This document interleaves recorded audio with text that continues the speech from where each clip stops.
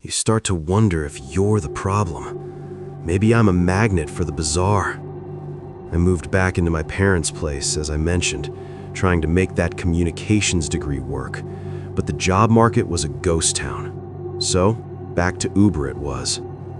Driving for Uber in a college town is like being a therapist for people who won't remember your name tomorrow. But then you get the long haul pings, the ones that take you out past the streetlights, where the high beams are your only friends.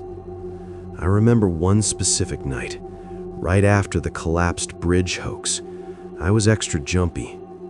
I picked up a guy from a dive bar near the tracks. He didn't have a bag, just a heavy coat despite it being 70 degrees out. He gave me an address that was just a set of coordinates on the app. I told him I wasn't comfortable going into the woods, and he just stared at the back of my head in the rearview mirror. His eyes were like glass. He said, "Mr. Hurley, the woods are the only place where the noise stops." My heart nearly stopped. There it was again, my last name. I slammed on the brakes and told him to get out. I didn't care about the rating. I didn't care about the fare. He didn't argue. He just opened the door, stepped out into the pitch black shoulder of the road, and disappeared into the tree line before I could even pull away.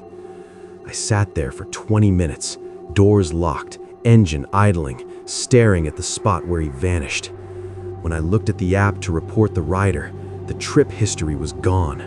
Not canceled, gone, like the ride had never existed. The thing about working when the rest of the world is asleep is that the silence isn't actually silent. It's heavy. It's a physical weight that sits on your shoulders, and after a while, your brain starts to fill that silence with things that shouldn't be there. I'm Thomas, and if there's one thing I've learned between the Burger King drive-thru and the empty gym floors, it's that the night doesn't belong to us. It belongs to the people who don't want to be seen.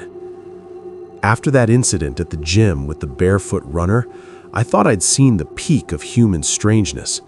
I mean, how does a person's skin not tear off at 9 miles per hour on a rubber belt? But I was wrong. It didn't stop there. I took a job a few months later doing night fill at a massive grocery chain. It was supposed to be mindless, just me, a pallet jack, and a podcast. But the store was one of those old school builds with a basement level for overstock.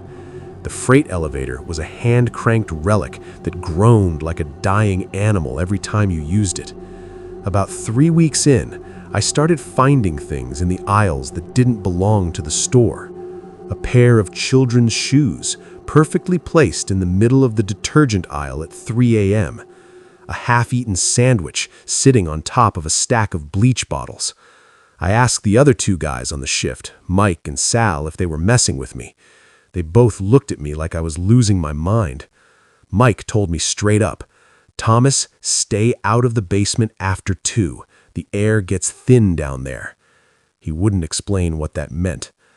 One night, the elevator called itself to the basement. I watched the dial spin slowly, the metal cable humming in the shaft. When the doors opened, there was no one inside, but the floor of the lift was covered in wet red clay, the kind you only find out by the riverbank 2 miles away. There are no windows in that basement, no way for someone to get in without passing the front security sensors. I quit the next day. I didn't even go back for my final check. I told them to mail it.